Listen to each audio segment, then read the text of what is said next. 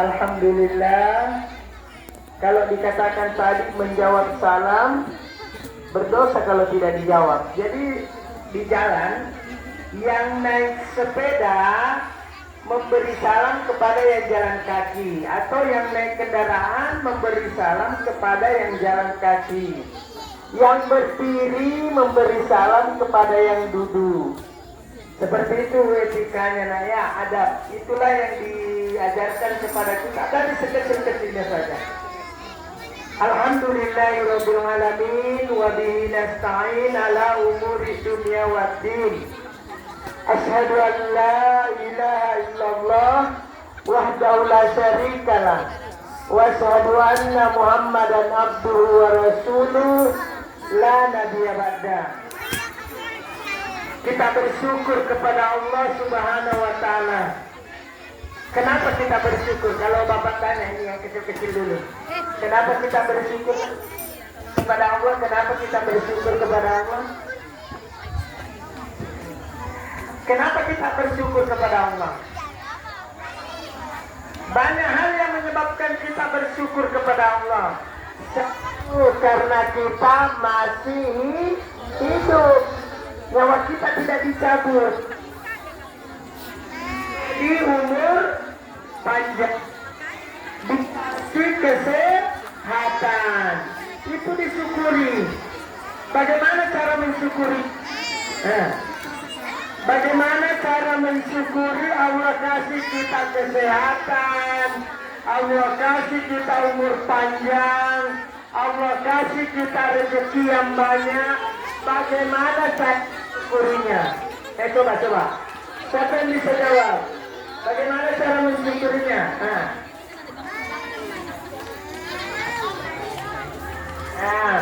Yang kecil kelas berapa nak? Kelas berapa ini?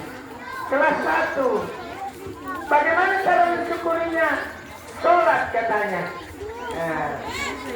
Dan memang untuk meneladani Rasulullah, sholat dulu ini pertama.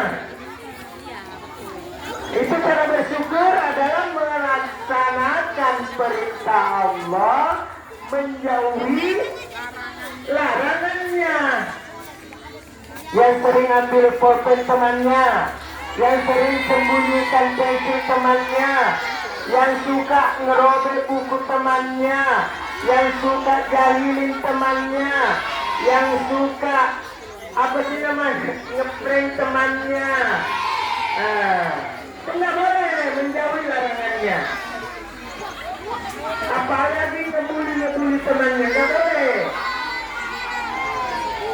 Jadi caranya kita mensyukuri apa yang Allah berikan umur kita ini adalah melaksanakan sholat. Kapan kita disuruh melaksanakan sholat? Pada umur berapa? Coba yang di depan. Yang di depan. Pada umur berapa kita disuruh melaksanakan sholat? 7 tahun. Kelas berapa itu 7 tahun? Kelas 1. Sudah sholat enggak? Sudah 7 tahun kan? 6 lebih, hampir. Iya, 7. Berarti harus sudah sholat. Orang tua harus menyuruh anak untuk sholat. Berapa kali kita sholat dalam sehari?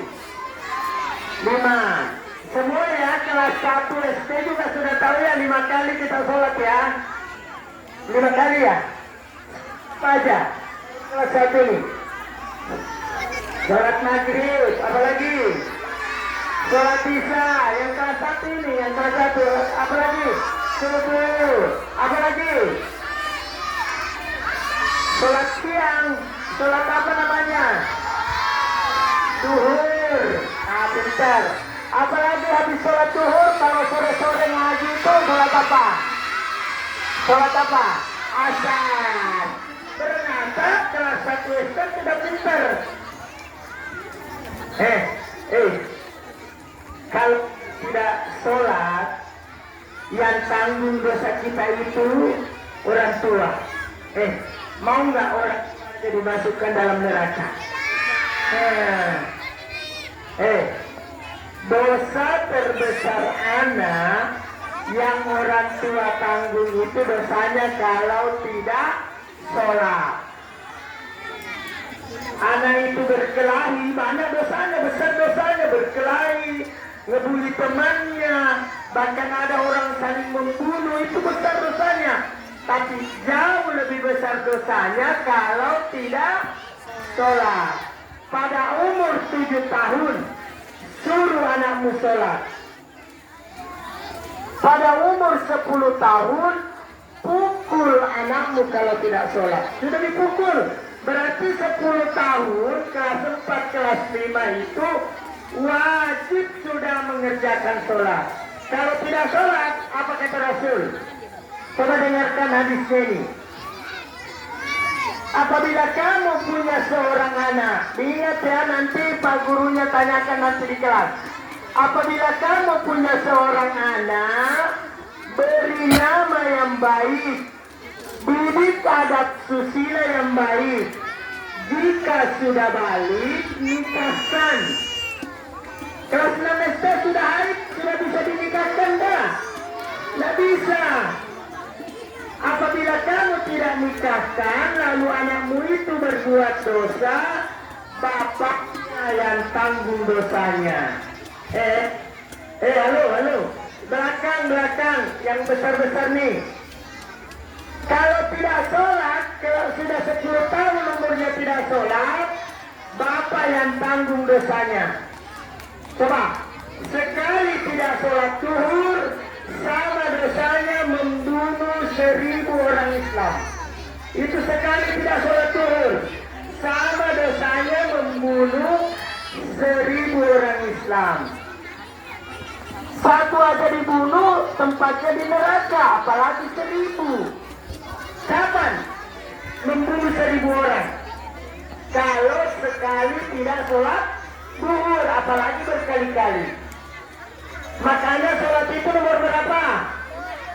Nomor 1.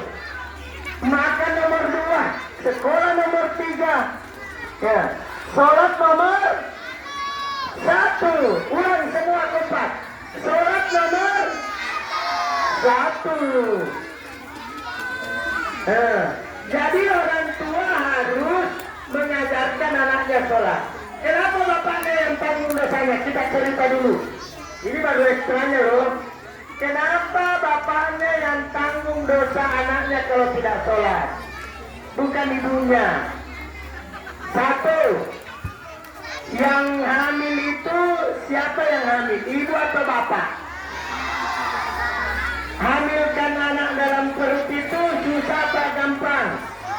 Susah, berat, apalagi kalau sudah 8 bulan, 9 bulan kan? Besar perutnya, setengah mati beratnya. Apalagi, kalau melahirkan itu kayak keluar seperti kucing nggak? Tidak sakit nggak? Sakitnya ibunya kalau mau melahirkan. Pernah nggak bapaknya yang rasakan sakitnya? Bilangnya mama begini, Pak, saya mau melahirkan, bapak yang rasakan sakitnya. Pernah nggak bapak-bapak rasakan sakit? Enggak. Setelah lahir, selesai, anaknya dikasih bapaknya atau disusukan ibunya? Ibu menyusui, bapaknya tidak pernah merawat sampai membesarkan. Masakan kalian siapa? Ibu. Siapkan di dapur, kalian kesini, mama di rumah siapkan segalanya, mencuci. Yang mencuci di rumah siapa? Ibu. Yang masak? Ibu. Yang nyapu? Ibu. Semuanya ibu. Masakan bapak siapa? Ibu. Bapak enak aja. Bapak rokok anak. Bapaknya merokok nih. Bilangin aja bapaknya, Pak, kalau bisa kurang-kurangi rokoknya untuk uang jajan saya. Ya. Belakang. Tapi untuk mewakili ibu-ibu, saya bilang sama istri saya, Umi, kalau saya ditarik ke neraka oleh anak, Umi dulu kutarik ke neraka. Karena istri wajib taat kepada suaminya. Jadi tidak lepas juga ibu, makanya berkontribusi sama-sama membimbing anak supaya sholatnya dijaga dengan baik.